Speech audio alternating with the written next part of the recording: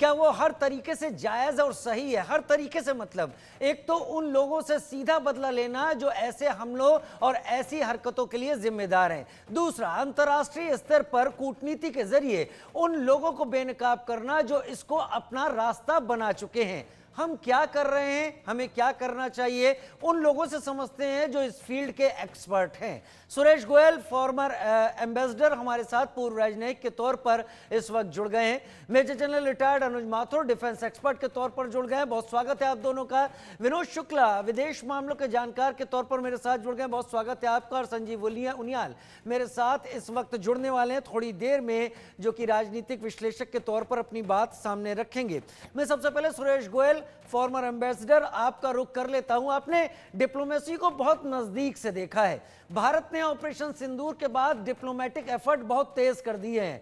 खुद foreign minister doctor S Jaishankar Germany में हैं और वहां ने 3 लाइनों में बहुत कुछ साफ कर दिया। पहला ये, India has no tolerance towards terrorism, ये बात कहते हुए उन्होंने सारी चीजों को समेट लिया और साथ में यह भी कह दिया कि भारत और पाकिस्तान के बीच बायलैटरल इश्यूज को भारत किसी भी तरह से दखलंदाजी में नहीं सामने लाना पाता। लेकिन पाकिस्तान जो डिप्लोमेसी दिखा रहा है यूएनएससी का अस्थाई सदस्य होने के नाते, और भारत का जो जवाब है, सुरेश गोयल जी, आपको लगता है वो सही है, इलाज ठीक है? देखिए मनोज जी, डिप्लोमेसी के लिहाज से जितनी कोशिशें करनी चाहिए वो करी जा रही हैं। क्या पार्लियामेंट्री का डेलीगेशन भेजा जा रहा है, विदेश मंत्री हर जगह पर जाकर के बता रहे हैं कि असलियत क्या है, पाकिस्तान का रुख क्या है। मैं थोड़ा उससे आगे बढ़ना चाहूंगा। मैं सोचता हूँ, मैंने पिछले 40-45 साल यही चीजें बार बार देखी हैं। पाकिस्तान बार बार हमला करता है, आतंकी हमला करता है। कारगिल हुआ, उससे पहले पाकिस्तान ने आतंकवादियों के जरिए भारत पर कितने हमले किए।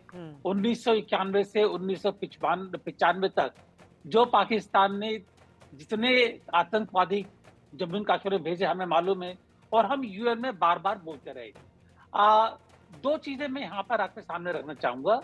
देखिए, अगर हम ये समझते हैं कि विश्व देशों को या विश्व में या यूनाइटेड नेशंस को असलियत मालूम नहीं है, तो ये गलत होगा। सही कह रहे हैं आप। ये कोई आज की बात नहीं है, 1 साल की बात नहीं है, 2 साल की बात नहीं है।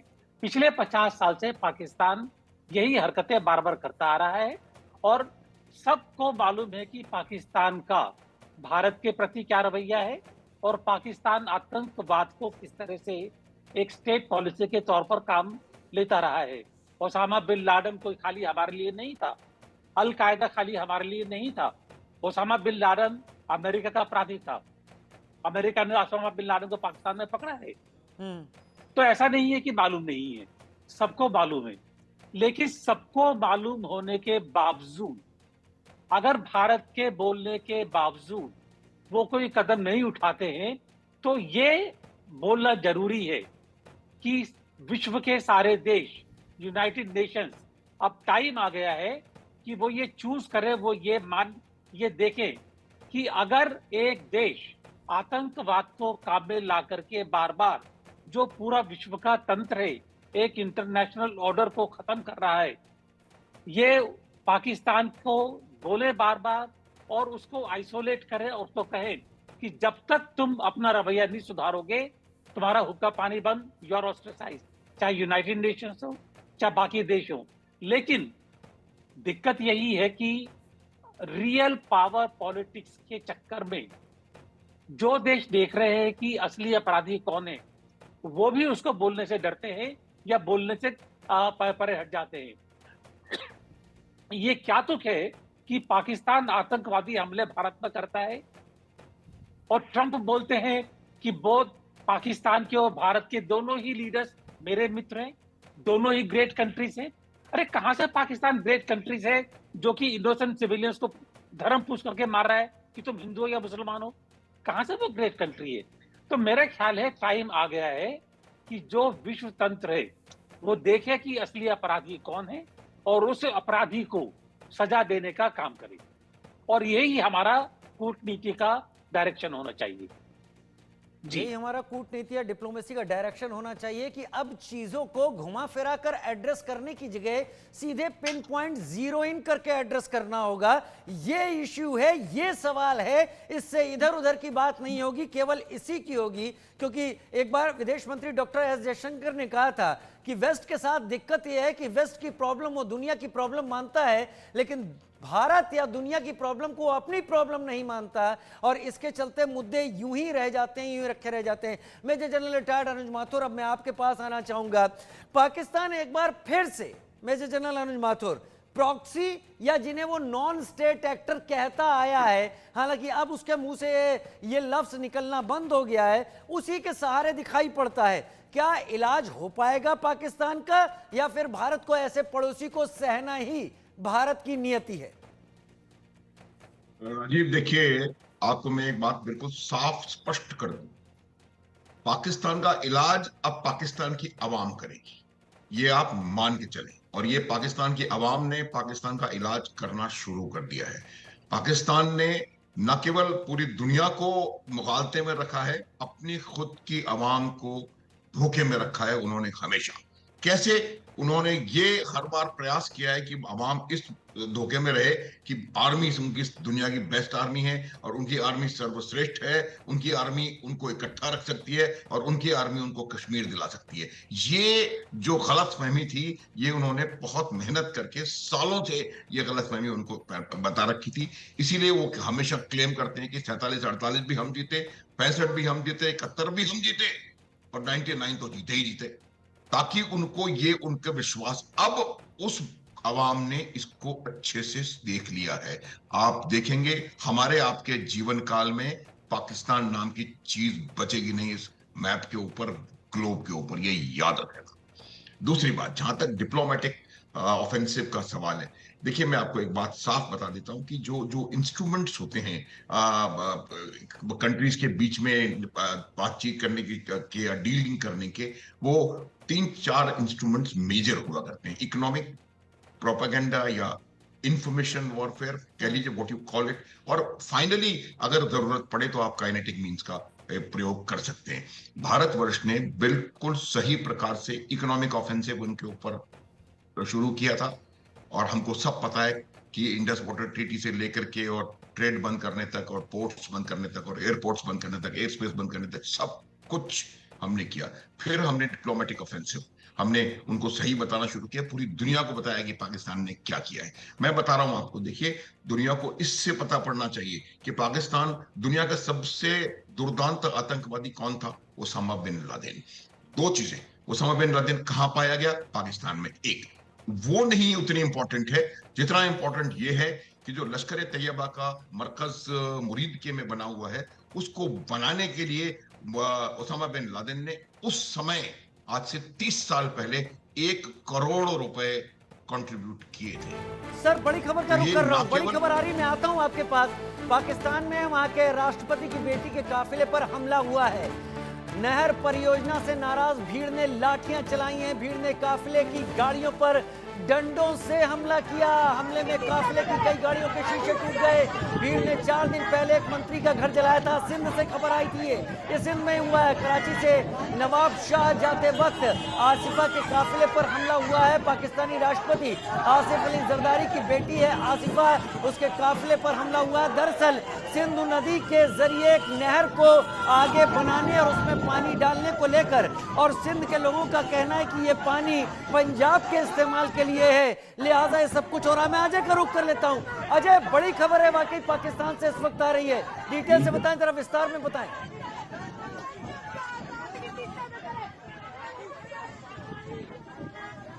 अनम्यूट कर लें अजय। देखिए राजीव, बिल्कुल आप ठीक कह रहे हैं। जिस तरीके से पाकिस्तान के हालात सिंध प्रोविंस में जो है खराब हुए थे, वो अब और खराब होते जा रहे हैं। और अब नवाज शरीफ जो बेटी है, राष्ट्रपति की जो बेटी है, उनकी वहां पर जो है वो हमला हुआ है। पहले होम मिनिस्टर जो पंजाब के हैं, सिंध के हैं, उनके घर पे हमला हुआ था और अब एक और हमला। तो कहीं ना कहीं हालात जो है वो खराब हो रहे हैं। दरअसल पाकिस्तान सरकार की जो मनमानी है लगातार वहां पर चलाने की कोशिश की जा रही है। पाकिस्तान सरकार चाहती है कि वो किसी भी तरीके से सिंध का जो पानी है उसे पंजाब में अलग अलग तरीकों से जो है वो पहुंचाने का प्रयास करे, और उसी चीज को लेकर लोगों का विरोध है। लोग नहीं चाहते कि ये पानी जो उनके इलाके में आता है, पहले ही भारत ने जो इंडस वाटर ट्रीटी उसे रद्द किया, और उसके बाद पानी का जो सिलसिला वहां फ्लो करने का था उससे वो फर्क पड़ेगा, और हो सकता है वो बिल्कुल बंद हो जाए। और अगर उसमें से भी पानी को जो है वो काट कर अगर पाकिस्तान के सिंध में से निकालकर पंजाब की ओर ले जाया जाएगा तो उससे काफी असर पड़ सकता है। तो इसी कारण कहीं ना कहीं ये कहा जा सकता है कि लोगों का रोष जो है वो बढ़ता जा रहा है। लोग नहीं चाहते किसी भी तरह से ये पानी जो है वो उनके इलाके से पंजाब की ओर जाए, क्योंकि उन्हें पता है कि इसका काफी नुकसान जो है उन्हें उठाना पड़ेगा। मैं तस्वीरें दिखा रहा हूं अपने दर्शकों को। लोग इतना नजदीक आ गए हैं इस काफिले के कि वो बाकायदा गाड़ियों पे मुक्के मार रहे हैं, चीजें फेंक रहे हैं, यानी सिक्योरिटी वहां पर किसी नाम की नहीं रही। देखिए, बिल्कुल आपको पता है जी, जब ये आंदोलन जो होता है खासतौर पे लोगों का जब उग्र हो जाए तो सुरक्षा बलों के लिए भी चीजों को कहीं ना कहीं कंट्रोल कर पाना इतना आसान नहीं रहता। और यही तस्वीर जो है इस वक्त दिख भी रही है, क्योंकि जिस तरीके से लोगों ने हल्ला बोला है सरकार के खिलाफ, लोगों ने इसका विरोध पहले शांति से किया, जब नहीं समझे, सरकार नहीं मानी, तो इसको जो है वो कहीं ना कहीं उन्होंने एक प्रदर्शन की शक्ल दे दी। और वो प्रदर्शन जब उग्र हुआ उसके बाद तोड़फोड़, और उसके बाद जब पाकिस्तान सरकार की तरफ से जो फौज की तरफ से जब फायरिंग की गई, वो कहीं ना कहीं ज्यादा खतरनाक जो है वो मोड़ पर इस प्रदर्शन को ले आए, क्योंकि लोगों की जब मारे जाने का सिलसिला शुरू हुआ तो फिर लोग इसे सरकार को, सेना को नहीं मानते। यही वजह है कि अब लोग, अगर आप देखेंगे तो लोग लगातार प्रदर्शन कर रहे हैं, लोग साफ कर रहे हैं कि किसी भी तरीके से इस जो प्लान है पाकिस्तान सरकार का उसे लागू नहीं होने दिया जाएगा। और उसी के विरोध प्रदर्शन में लगातार जो है ये प्रदर्शन जो है वो चल रहे हैं, चाहे होम मिनिस्टर के घर चलाने की बात हो या अब ये जो ताजा मामला हुआ है उसे देखा जाए तो। अजय जंडियाल, बहुत शुक्रिया इस जानकारी के साथ हमारे साथ जुड़े आप। इस जानकारी के साथ जहां पर आसिफा, जो कि आसिफ अली जरदारी की बेटी है, सिंध में उनके काफिले के ऊपर कराची से जाते वक्त हमला किया गया, और ये इससे पहले उस सीरीज का एक हिस्सा है जब कराची में ही, वहां सिंध में ही, वहां के एक मिनिस्टर के घर को लोगों ने जला दिया था, इसलिए कि सिंध का पानी डाइवर्ट करके पंजाब के लिए भेजा जा रहा था। मेजर जनरल अनुज माथुर, अभी आप कह ही रहे थे कि पाकिस्तान का इलाज पाकिस्तान की आवाम करेगी, खबरें भी आनी शुरू हो गई।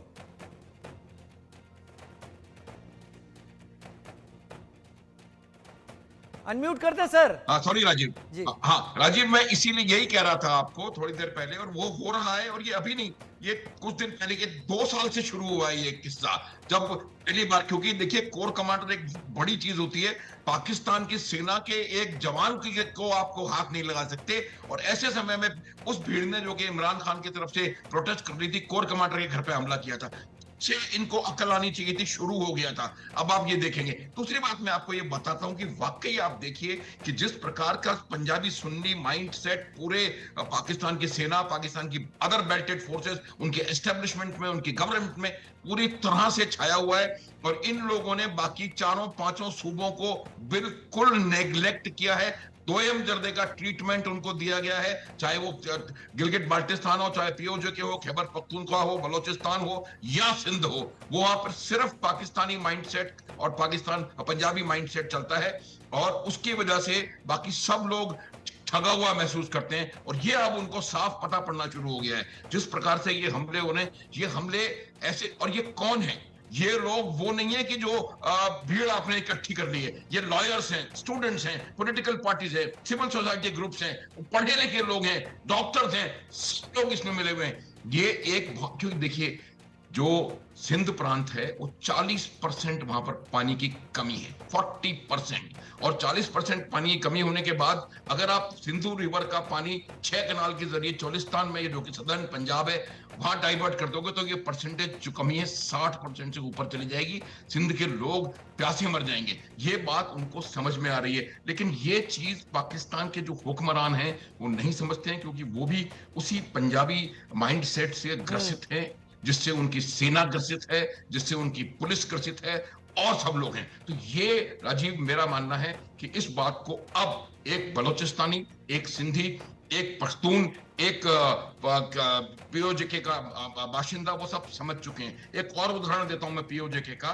ये एक किशनगंगा रिवर पे मंगला में एक डैम है, वहां पर बिजली पैदा होती है। वो बिजली सारी की सारी बिजली या 90-95% बिजली पंजाब चली जाती है, फिर वहां से वही बिजली वापस आती है 5-6 गुना महंगी होकर के, और वो जहां बिजली बन रही है, जिनके पानी से बन रही है, उनको वो बिजली 5 गुना ज्यादा पैसे से बेची जाती है। ये बातें अब उनको समझ में आ रही हैं। और अब देखिएगा किस प्रकार से पूरे पाकिस्तान के चारों तरफ it is going to be Taliban, Balochistan, Sindhistan और उनके खुद के हुक्मरान, ये सब मिलके पाकिस्तान का बिल्कुल मुझे लगता है बहुत ज्यादा नुकसान होने वाला है। और जो हम सोच रहे हैं राजीव, ये हमारे रहते ये होके आपने रहेगा। जो बात कही और पाकिस्तान मैं नाम भी, की आपने जो बात कही और जो तस्वीरें हम दिखा रहे हैं, राष्ट्रपति की बेटी आसिफा के काफिले पर इस तरीके से हमला किया जा रहा है जैसे वहां पर सिक्योरिटी नाम की कोई चीज नहीं हो। और पाकिस्तान शायद इसी चीज को, वो कहते हैं शुतुरमुर्ग को जब डर लगता है और डर को दूर भगाना चाहता है तो अपना सिर जमीन में छिपा लेता है, जैसे आसपास डर नहीं है। पाकिस्तान की भी वही हालत है। लेकिन मेरे साथ विनोद शुक्ला जी इस वक्त जुड़े हुए हैं, अंतर्राष्ट्रीय मामलों के जानकार के तौर पर। संजीव उनियाल साहब भी मेरे साथ आ गए, राजनीतिक एक्सपर्ट के तौर पर। विनोद शुक्ला जी, भारत ने यूएन में जो जवाब दिया है अभी पाकिस्तान को, पाकिस्तान ने पानी रोके जाने के मुद्दे को लेकर बहुत कुछ कहते हुए वहां पर बात रखी थी। भारत की तरफ से साफ किया गया, पी हरीश की तरफ से, कि प्रोटेक्शन ऑफ सिविलियन की बात कर रहा है पाकिस्तान, प्रोटेक्शन ऑफ टेररिस्ट के राइट्स का आधार लेकर वो नहीं चल सकता और किसी बारे में वो उस पर बात नहीं होगी। लेकिन सवाल वही, जैसा कुछ देर पहले हमारे साथ में सुरेश गोयल जी ने कहा था, सबको सब कुछ पता है, फिर भी पाकिस्तान को ढोया क्यों जाता है? देखिए, मुझे लगता है कि इसको इस तरह से समझना पड़ेगा कि सबके अपने अपने इंटरेस्ट हैं। मतलब मैं ग्लोबल कम्युनिटी की बात कर रहा हूँ। ग्लोबल कम्युनिटी के अपने अपने इंटरेस्ट हैं और हर देश ये देखता है कि हमारा इंटरेस्ट कहाँ से सर्व हो रहा है, और वो उसी इंटरेस्ट को कैटर करने के लिए कई बार मजबूरी होती है कि वो पाकिस्तान के साथ खड़ा नजर आए। और अगर आप इसको स्पेशली यूरोप और बाकी अमेरिका और यूरोपियन कंट्री के कॉन्टेक्स्ट में देखें तो ये सारी चीज़ें साफ नज़र आती हैं। अब उसके हिस्टोरिकल एस्पेक्ट में नहीं जाते हैं कि पूरा का पूरा देश ही यूरोपियन इंटरेस्ट को सर्व करने के लिए बना था। वो एक लंबी डिबेट और एकेडमिक डिबेट हो जाएगी, उस पर नहीं जाते हैं।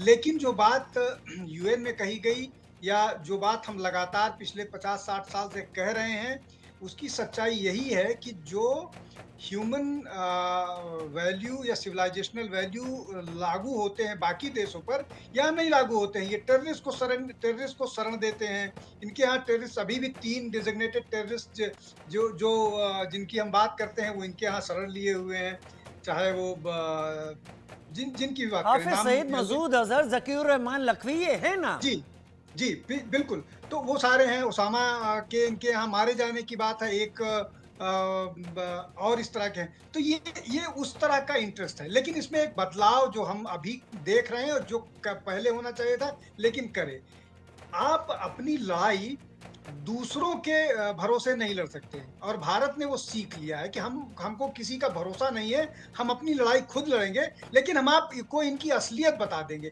एक इसमें इंटरेस्टिंग बात जो सबको समझ लेना चाहिए कि कैसे हम काम कर रहे हैं।